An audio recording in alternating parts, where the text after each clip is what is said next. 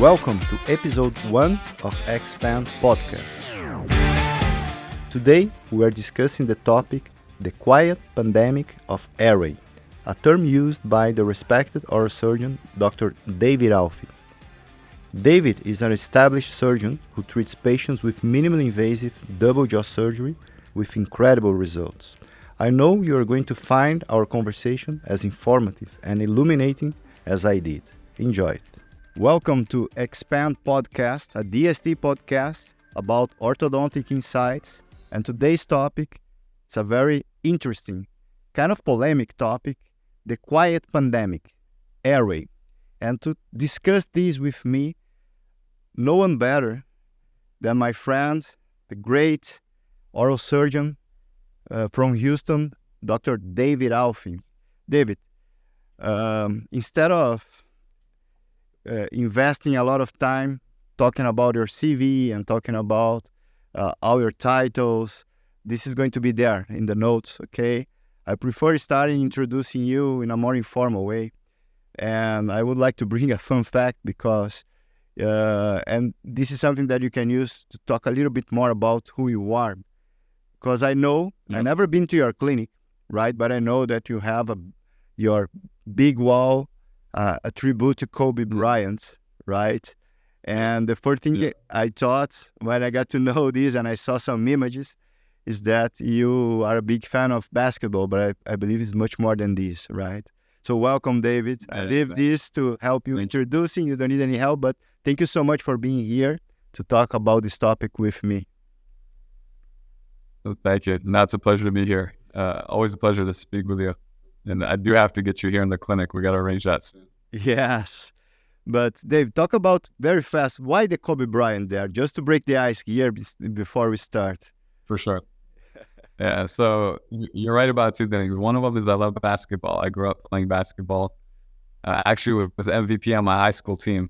I was a pretty good shooter, point guard. I'm only 5'6", so not athletic enough to take it anywhere else. But I still enjoyed the game a lot, and I enjoy watching it.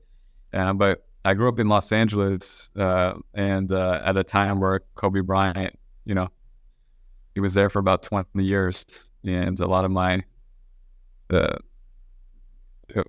growth as a young man was watching him play as a Laker and enjoying basketball. And obviously, I appreciated him as a player in those times. But as I became a professional after his retirement, what I really became even more a fan of was his Mamba mentality and work ethic. Basically, the drive to be the best version of yourself every day. And I think very few people embody this brand as well as Kobe does. It was really his brand. It was his mentality and ethic and everything he talked about.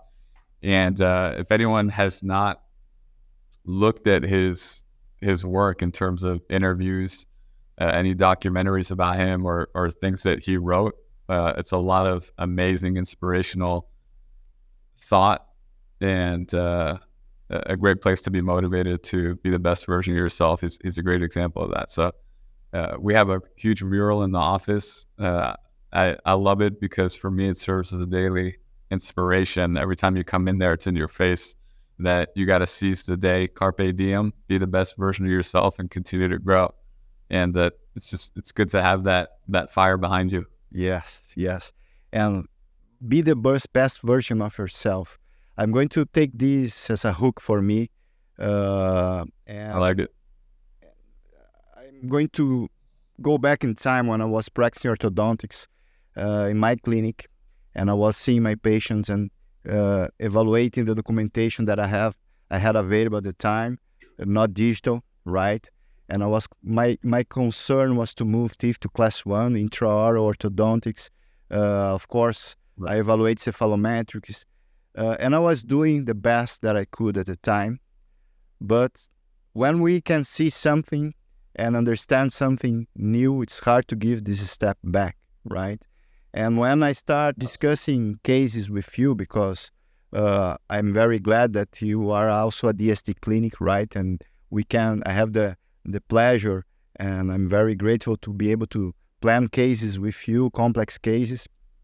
And we start checking and creating protocols together to evaluate not only occlusion, right, but where it should be the ideal position for each patient of the jaws, respecting airway, respecting function. And we can say that this is something that the human being is changing very fast. And from my side here, I'm seeing a lot of patients class 2 with jaw deficiencies. And I heard you mentioning one time that there is a quiet pandemics going on. What is this quiet pandemics, right? In your words, explain to everyone who is listening to us, because I think this is very important for us to create this alert. Yeah, definitely. It's a very interesting topic too. And sometimes things are so commonplace that we miss it. We accept things as normal because they're common, when in fact they're not normal at all. And I think this is something that's true for us. We've missed this a long time, and it's impacted the way we practice dentistry and medicine and live our lives. But it's not even such a controversial topic. It's actually well established and known. This stuff has been studied in anthropology for many years. There's literature on it from really prestigious sources, Stanford, Harvard, and the list goes on and on. This is studied all over the world. But if you zoom out, hundreds of years, thousands of years into human anatomy, it's established that the skulls are getting smaller. The jaws, not the skulls, the jaws in particular are getting smaller. There's a term called clinorhynchi, which actually describes the backwards and downwards position of the jaws over time. And this has been studied from multiple different parts of the world and sources. If you look at the Neolithic era and they find skeletons around the world, around Eurasia, there's a clear distinction between different groups of skulls, where after the agricultural revolution, or where people went from hunter-gatherers to farmers, there was a separation of jaw size, in that the hunter-gatherers from the Stone Ages had larger jaws and more room for their teeth and better health for their teeth. As you fast forward to dietary changes around that agricultural revolution, and then even more recently, if you go back 200, 300 years ago to industrial revolution, where I can talk about more environmental changes, the jaws again became smaller. So what we have now is, we know that the jaws are smaller.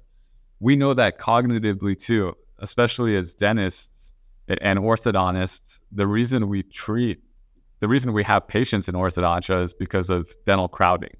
And the only reason there is dental crowding, 90% or more of it, probably 95% or more, is because the jaws are too small.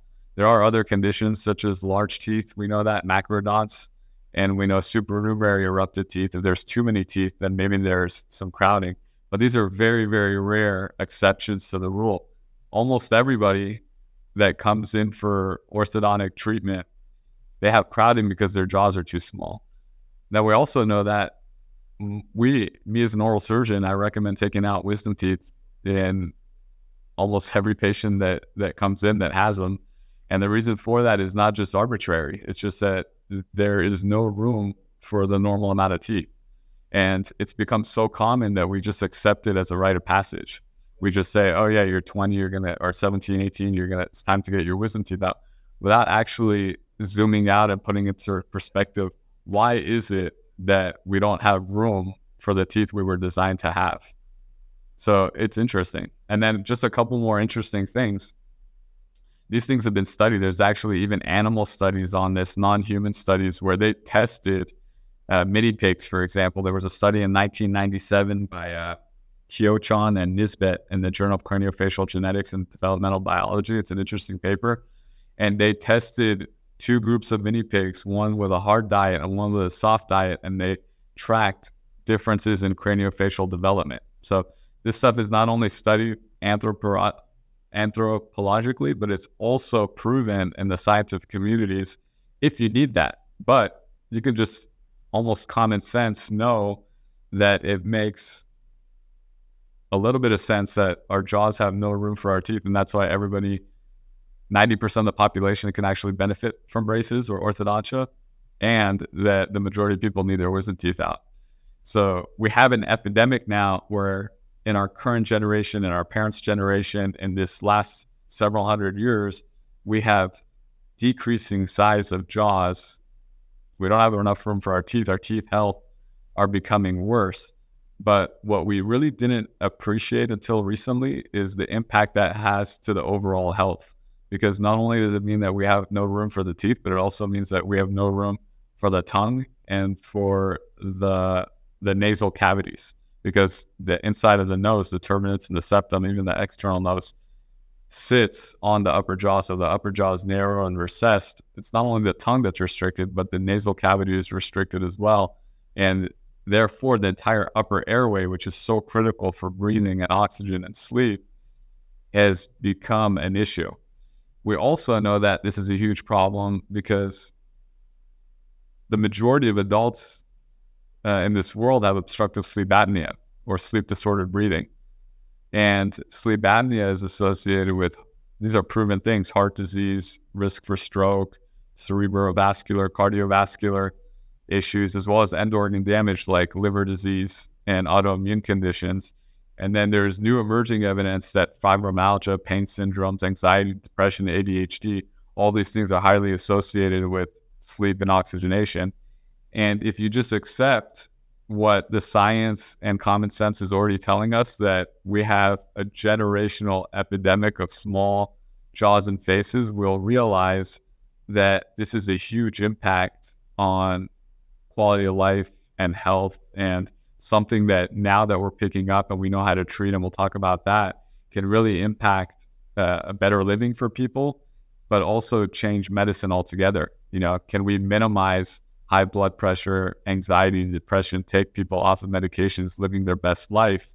And the answer is yes, because we've been experiencing that in our practice. We do about 200 double jaws a year. A lot of them, all of them, we're expanding the airways because we recognize this epidemic, and we're seeing huge transformations in quality of life and elimination of chronic illnesses.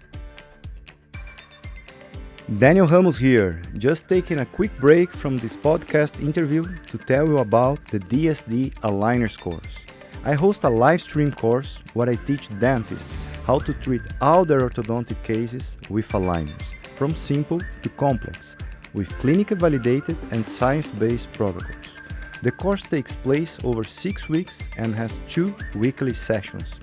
Whether you are establishing Invisalign or clear aligner provider, an orthodontist, or a general dentist just starting out, this course curriculum covers the common challenges with proven systems. To get an idea of what the course is about, you can access a taster class free of charge on the web page that is linked in the notes of this episode. Be sure to check it out, and I hope to see you at one of these upcoming courses. Now, back to the episode. This is something that when we start discussing and we start understanding the impact, right, that these pandemics of reduced jaws, that retrognatic and constrict arches are causing and for our health, we are maybe missing a lot of things during the patient's growth, right, that maybe we can do to, well, because orthognatics, you are dealing now with the consequences, right? You are moving back to where it should be from in the beginning. And how do you handle these? If you can provide some advice for a parent, right? Imagine that we'll have a lot of dentists, orthodontists, but maybe some parents, they're listening us and they can see some signs. Yeah. What do you think it's an important insight for them to be aware, to anticipate, to do avant-garding, to not allow this to happen? Is it possible? There is something that you could add here? Yeah, definitely. So I think that's probably the most immediate impact, is recognizing that this is an issue, especially for our children, because the children are still developing their craniofacial structures as they age. And we've already talked about it. We've proven that the environment, form follows function. Actually, I went to Columbia University to school, and one of my professors, Melvin Moss, at the time was still alive, came up with a functional matrix theory. He was famous for it, popularized it. But basically the premise, and we accept it for the most part as a theory in dentistry and craniofacial development, is that form follows function. And we've proven that with different studies and experiences. So it is very possible to intercept this phenotypic expression and develop the jaws better if it's identified and managed early in early ages. So I have 3 children. 2 of my children, for example, are in expanders early on because they had narrow arches. They were mouth breathers. And what we really want to work on is nasal breathing. So I would advise parents to look for clues of sleep disordered breathing or airway issues. And like we said, this is going to be way more common than uncommon. It's actually probably the exception that a parent will find a child with a good facial structure and good nasal breathing. But the opposite is true for most parents, that most of these kids, because of what we just talked about, have upper airway issues. And what that does is, we already know, Daniel, if you don't sleep tonight, if you go out all night and mingle and come back to work tomorrow morning, you're going to be grouchier than you normally are. And you're not a grouchy person. But we just know that. We just know that without sleep, we're affected cognitively. We can't concentrate as well. Our memory is not as well. And that's just a one-day snippet. But what happens to these kids or adults that every night they're not getting quality restorative, restful sleep because their upper airway is not optimized or obstructed, their mouth breathing. These kids are going to develop ADHD, depression, problems in school. And then not only that, that's just the cognitive part of it, which is really important in social development, but also physiologically, they're not getting the benefits of growth, which we need when we sleep. Kids grow in their sleep. So it's really important to identify it early. And then things that I think are really important now is getting the kids to see a myofunctional therapist to really work on the form, because the function, because form follows function. So nasal breathing, good appropriate tongue posture and position, these things are really critical to the development of the faces. So myofunctional therapy is one thing. Identifying issues that may be causing a problem. Some kids have severe tongue ties or ankylosing that they can't get a good seal on the roof of the mouth. They can't nasal breathe, and then they're going to develop these long receded faces. So identifying things like that may be an issue. And then early orthodontic, orthotropic care, like my kids are in expanders, early ortho, but really with an emphasis not to just get the teeth together like you had discussed early on is what we learned to do, but actually recognize this issue and expand the arches. And the younger the kids are, the easier it is to expand the arches. And you can even avoid seeing me as an adult for a surgeon if you capture these early enough. So I think that's a really, really exciting field because we can intercept a lot of problems for these kids if we identify it now and work on these protocols. And I think that can change the landscape of medicine altogether. So I think that's really important. I come into play later on once the kid is grown. Those things are very difficult to change otherwise, so surgery is needed. But thankfully, when we'll talk about surgery, it's a lot better than it used to be because of technology. Yeah. Of course, you are in the top of the pyramid in terms of knowledge about this, right?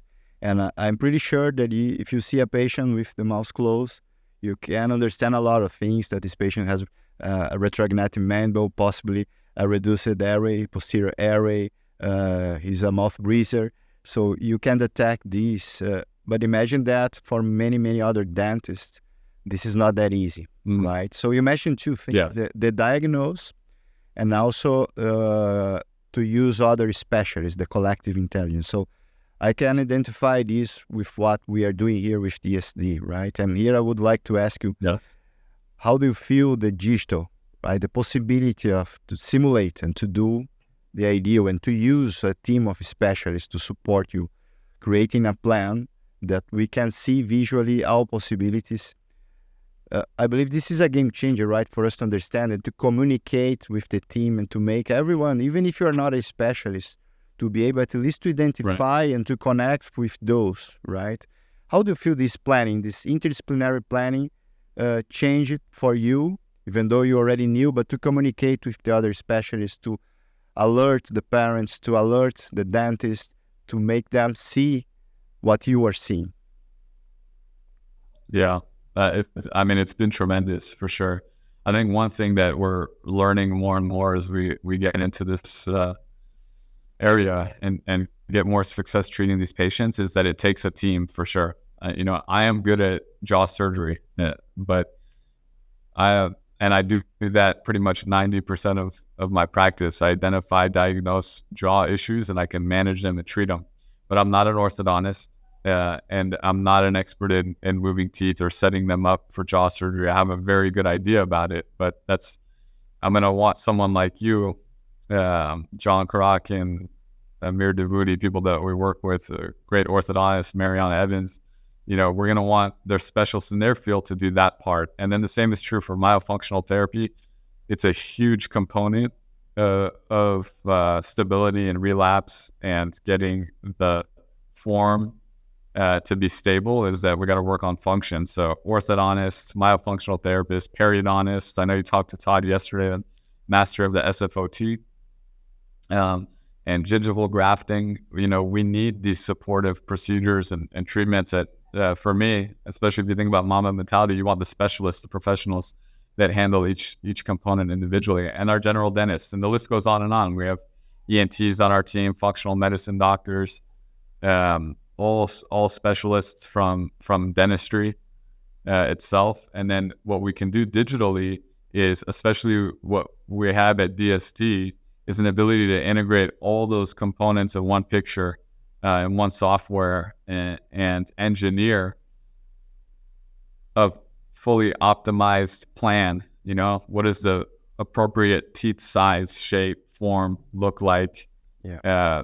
Restoration of missing teeth, crowded teeth, what will it look like after the braces? So you go from the tooth to the alignment, and then the jaws where they need to be positioned, and be able to put that all together and come up with a treatment plan and staging so that everybody on the team, including the patient, has a good idea of what to anticipate, what the goal is. But also what's really cool, and you and I have been working on this for a while now, is figuring out the best timing to intervene at every stage. So for example, for me as a surgeon, the way I learned how to do jaw surgery in a traditional state was we have to prepare the arches first, a year to 18 months before jaw surgery, and get them in some perfect decompensated alignment before you get into the operating room. And a lot of that was based on, like you said, the tools and the tools and the knowledge at the time. But all the transfer of information for our plan was based on the teeth. So we had to have a good position for the teeth, because that was going to give us all the information where we're putting the bones together. Now we print custom titanium guides and plates, so the information is different. It's directly at the skeletal level. So we're able to move the jaws predictably and stable directly with the bone information, not at the teeth. So it changes our protocol in that we don't have to do 18 months of orthodontics before jaw surgery. Some patients, we can go to surgery first if their arches are appropriate, and we've done these cases, and then know what to expect for Invisalign treatment or braces after surgery and restorative afterwards. And then there's a lot of patients that need somewhere in the middle. Maybe they need 3 months of orthodontia, get them to a certain point, then we can do surgery, then we can finish orthodontia, anticipate when they need bone grafting or gum grafting, and then their dental implants are restorative. And we can see the big picture and then separate into timing when is the best place for each person to intervene at the best interest of that patient. And it's really changing everything for us in terms of communication, collaboration, but also treatment for the patient. Yeah. What I am seeing, and I'm going to a lot of congresses for orthodontics, right, still most softwares are focusing in biomechanics, are focusing orthodontics, right? And I'm going to use your expression, what we need to do is to zoom out, right? Because there is not only the class 1 as a goal. This is something I discussed with Claudia Pinter and Stanley Liu in the episode number 1, that the class 1 is one of our goals, right?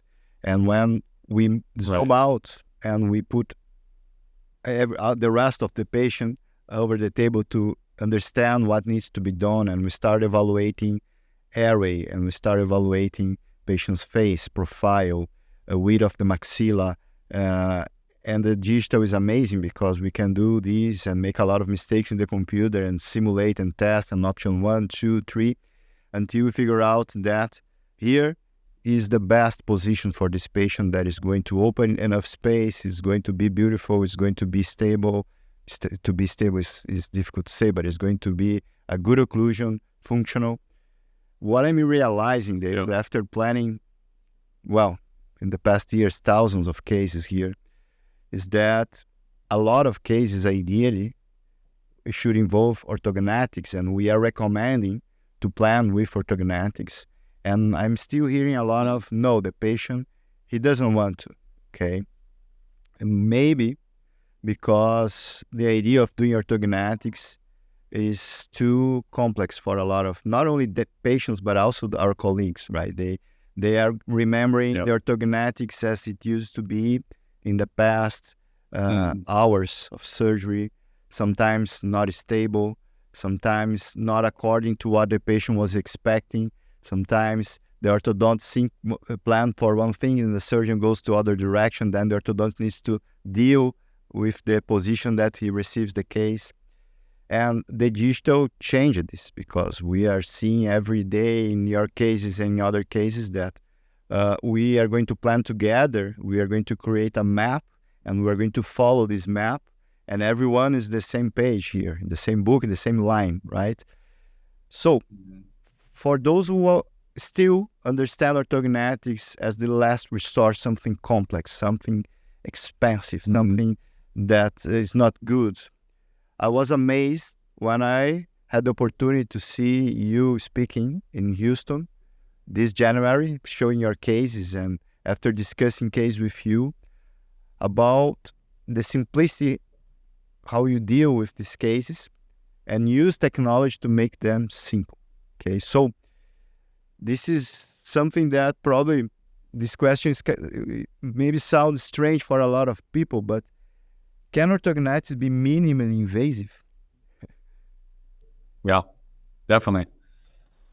So, I mean, I think it's part of the problem. There's two things. I think one is identifying this as an epidemic. Most people still don't understand that concept yet, that we really have this epidemic of small faces, and we talked about it earlier in this podcast.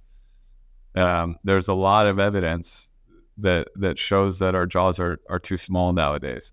So I think one of them is, once we accept that, then just a philosophical mindset, we understand what that does to the airway, what that does to the teeth. People should start thinking first and foremost that we need to fix this problem. The problem is that until recently, jaw surgery was an 8-hour procedure, very invasive, didn't have predictable, stable results. And because there's not enough surgeons yet that can do surgery in an hour or less, the way I can do it with the technology, that's not really known. Just allow me to pause a little bit. You mentioned 1 hour, 1 hour and a half for a double jaw surgery. That's it. Correct. Man, this is amazing. Yeah, that's it. So actually, if it goes over an hour nowadays for me, it's unexpected. It's a long case. Most of my double jaws from start to finish, incision to closure, is going to be under 60 minutes. And even with a genioplasty or expanded maxilla, if we're doing a 3-piece double jaw and a genio, we're getting 90 minutes, an hour and a half case, even for the more complicated procedures. But the reason that I'm able to do that is not because I'm fast as an operator. I understand the technology. I help pioneer the technology, but I understand it well. And I've been using it now for 6 years, fully custom. And the workflow is completely different. It is less invasive. It utilizes technology and optimizes the efficiency of the procedure by utilizing the information and the technology so that one, things are much more predictable and stable because it's digitally planned and digitally executed with the custom guides and plates. And the plates are prefabricated from a titanium printer specific for that patient from the computer plan. So the surgery is a lot better now than it used to be. And when you have an hour surgery instead of an 8-hour surgery, and it's predictable, stable, we don't have to wire anybody shut anymore. We're doing a lot of it with Invisalign. We don't need braces at all. People are able to open and talk right after surgery. Most people are back to work after a week or 2 weeks. I've done the surgery on surgeons and dentists, and they go back to practicing a week to 2 weeks later. But this is not common knowledge. The stigma and the experience for most people that have ever thought about jaw surgery is still in that old world. We'll call it the Stone Ages, where it's an 8-hour surgery and a very difficult recovery, and something that I wouldn't even recommend to people, based on how invasive and difficult and unpredictable it was. But now that's not true anymore. And once more surgeons, I'm training some surgeons, but as more surgeons pick up this technology and it becomes more accessible to the world, I think that you'll start to hear a completely different reaction from the doctors themselves and the patients in terms of acceptance, because right now they're just clouded by what they think is still a case for jaw surgery, when in reality we can do it a lot better. Yeah, I need to confess, I always thought I would never do orthognathy myself, but after hearing you, seeing your cases, I start considering, because I have somehow my mandible is a little bit retrognatic. I think I don't sleep so well. So because you make it look so simple, and for those who are listening to us, it's the same concept as the Japanese used to build a house, right? They spend a lot of time planning and designing, and they build very fast. In Brazil, it's the opposite. They plan very fast, and then the construction lasts forever, right? But this is the way we believe this is the correct way, right? To plan, simulate, test, use guides, surgical guides as much as you can, and the customized plates is it's modern, right? It's technological, but it's a simple concept that you are doing the reverse engineering process the same way we are doing here to create a plan. You are using these final ideal outcomes to guide your surgery and create the surgical guides that are customized to each patient, in order to make the surgery faster, more predictable, more accurate.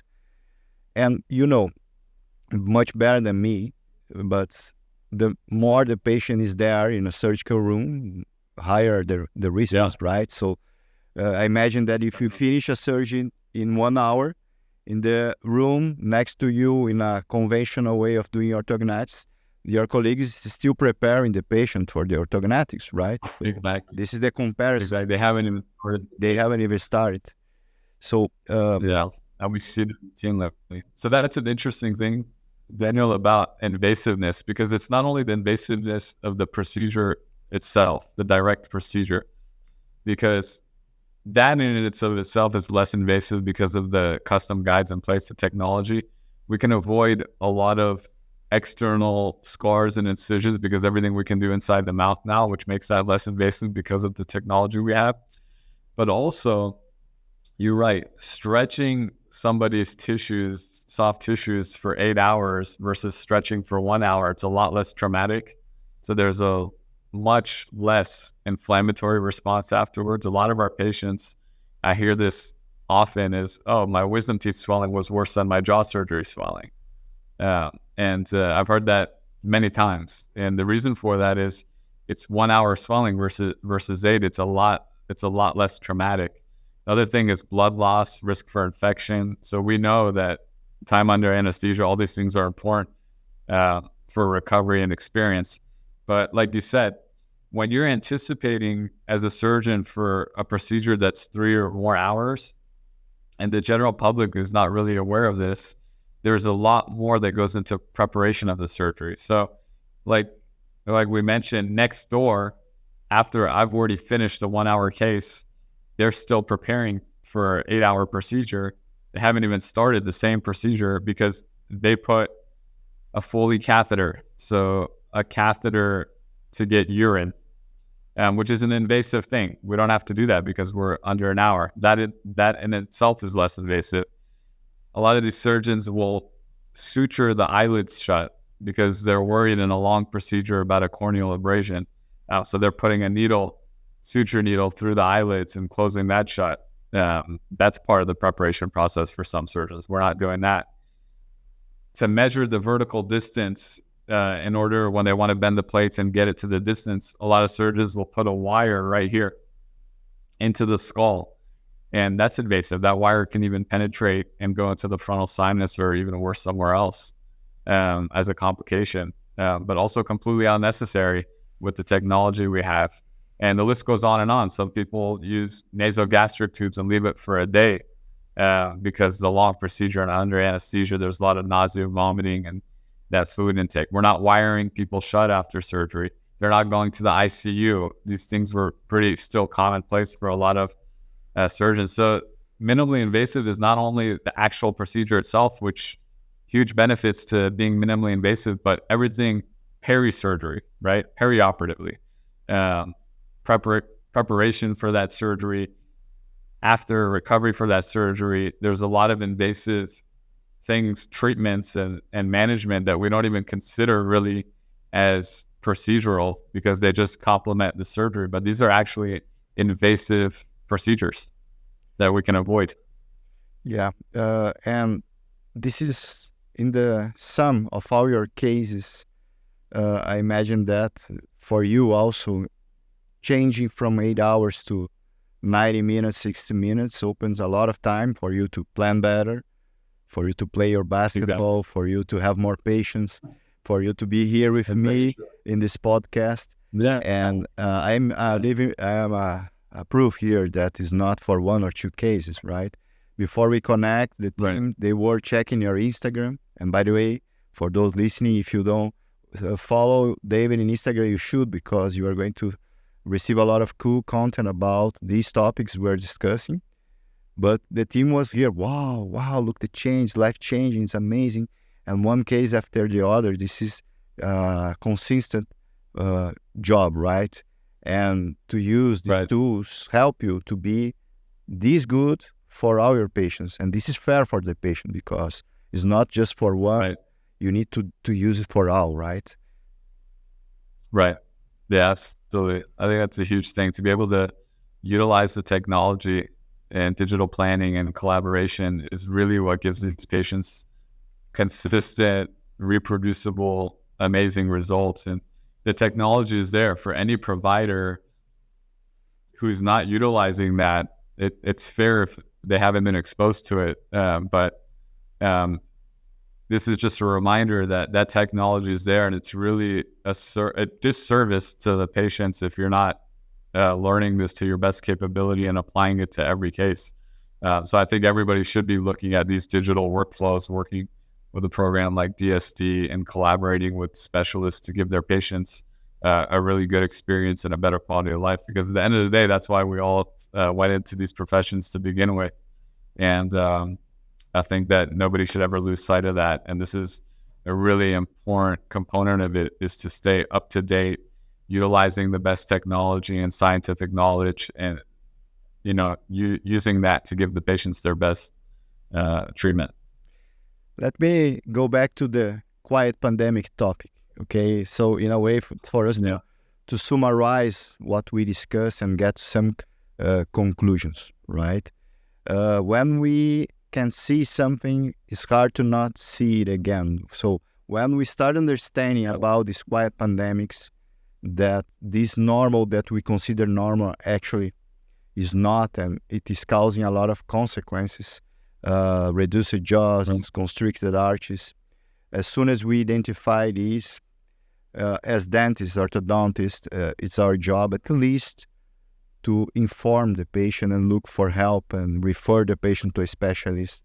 You can, of course, do the BPOL course in next January 2025 to learn more. You can contact David Alfi. If you are a surgeon, you can come here to learn about aligners with me. But if you don't want to do that, at least you need to understand that is not normal, so you can refer.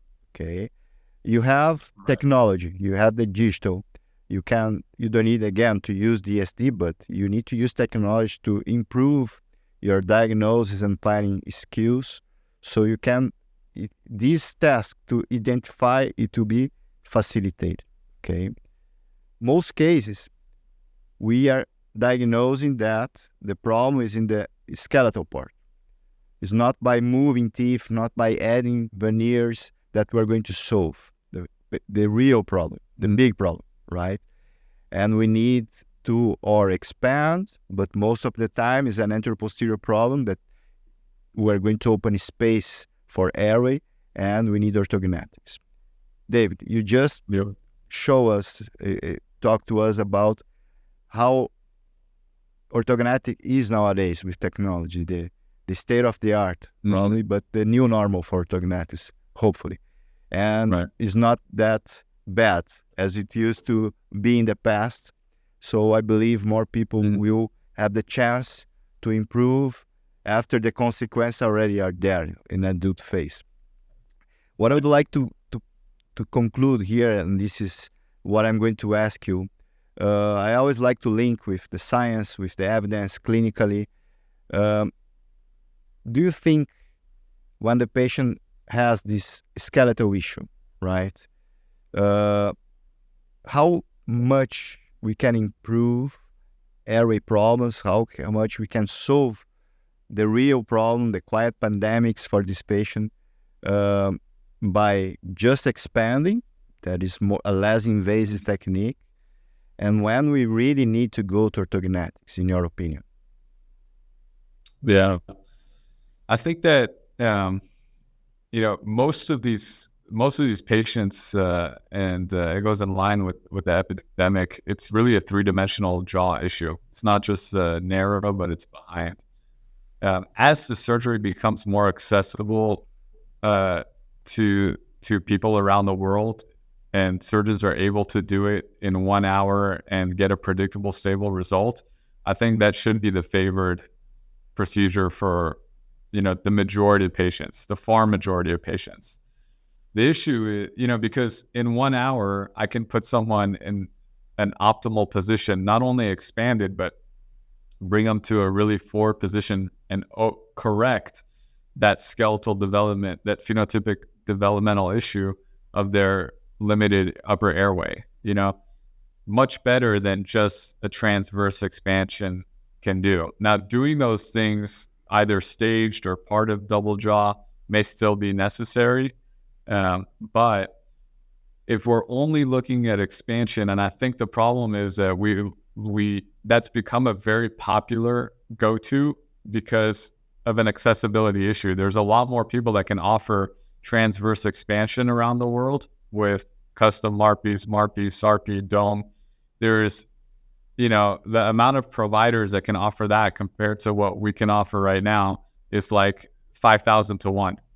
So to me, it's no surprise that that's become a more go-to procedure for a lot of people. And I think it's just an accessibility issue because there's not that many people yet that can offer such a solution. But I think that as for any provider that has access, any patient or provider that has access to this technology and surgery, for me, it makes more sense to do that in one procedure and get it done rather than, turning for months, then fixing and getting a marginal improvement in airway compared to what we can get with MMA. So that's my opinion on it. The problem is an accessibility issue. Now, expanding the arch is definitely a great thing. So for all those people that have access to just a transverse expansion, it is going to give more space for the airways and the tongue, and it is going to give more space to the teeth. So it's putting people in the right direction. But who is a better candidate for a full-on custom jaw surgery? I honestly think everybody is, but only if you have access to it, because otherwise it's not a possibility.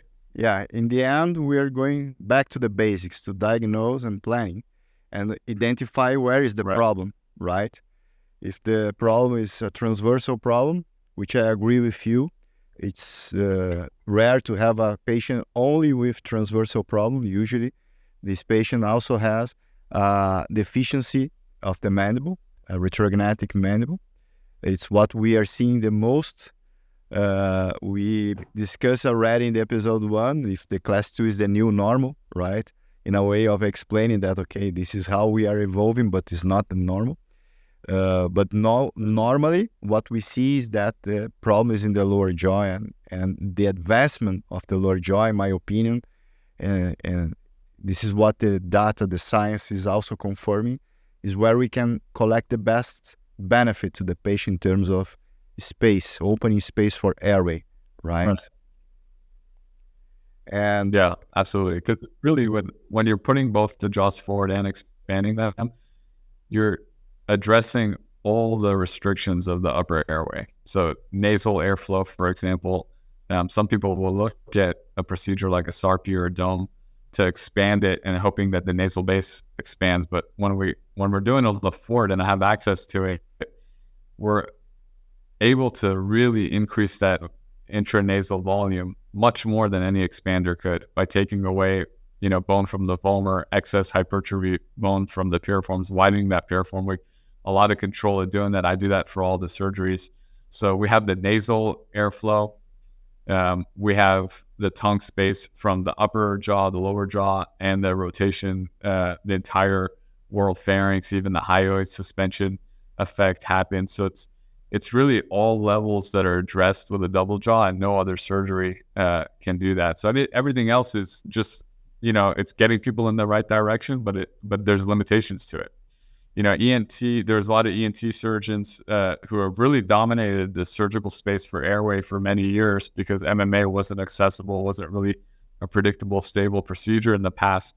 So people did phase 1 surgeries, genioglossus advancement, glossectomy, so base of tongue reduction surgery. These are horrible procedures. UPPP, shortening the palate, removing the uvula. These surgeries have become hyoid suspension. These are common phase 1 surgeries around the world still, with a 13% success rate published. So if you look at the literature for phase 1 surgeries, they have about a 13% success rate. And then who knows what long-term actually is for that. But when we really prescribe any surgery with a 13% success rate, with all those risks and comorbidities, obviously when you have something like MMA, even if you look at the literature, we're talking about science, 86% success rate for MMA in treating sleep apnea. So better than any other modality that ever existed. And that was based on older techniques and technologies where now we're able to make bigger movements more predictable and stable. The success rate is probably significantly higher than that. And, I look forward with the volume of data that we have to start organizing it to contribute to the scientific community. But I think that should be the gold standard. The only issue is how long it'll take for other surgeons and doctors to learn it. And, thankful for DSD, for you, Dr. Ramos, for spreading the word and getting people educated, because I think that's going to make a huge impact. Yeah, this is my goal today for me to create this alert, to this information actually, for people to look for these new technologies, to get to know you, to learn from you, because orthognatics is an amazing technique, a modality that we can change the life of a lot of patients. And with the digital and the ability we have nowadays to simulate and plan, we can actually see that many patients, they ideally need it, and they are not doing because they think it's too complex, and it's not anymore. But we need more people on board, right? You don't have time anymore. You need to clone yourself. So, this is something that I invite the doctors, the orthodontists who are listening to us, to invite your surgeon to listen to this podcast, to look for David Alfi, and to take a look what he's doing, because this is going to impact significantly your treatments, your patients' wellness, and in the end, it's all about a patient, right? And if we put ourselves in their position, we want the best for us. In my opinion, this is the best that we can offer when the patient needs orthognatics nowadays. David, I don't have more words than thank you for you for being here, bringing your knowledge, your sympathy, and it's always super nice to discuss these topics with you. I'm fortunate to be able to plan cases with you, as I mentioned in the beginning, and to have you here participating in this podcast. I believe it's going to be amazing for everyone who is going to listen later. Thank you so much.